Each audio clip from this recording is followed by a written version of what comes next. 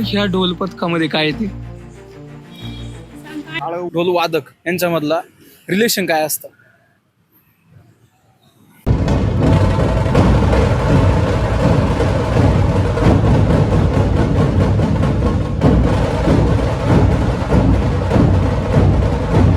एक अभ्यासाचं व्यतिरिक्त जेणेकरून तू ह्या ढोल पथकामध्ये काय येते? कसं करायचं ओके आणि ते पुढे येऊन करायचं ते पण करून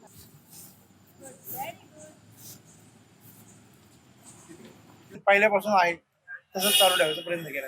म्हणजे सांस्कृतिक आलेलं आहे आणि आता ते टाळ म्हणा, हलगी म्हणा किंवा असे डफली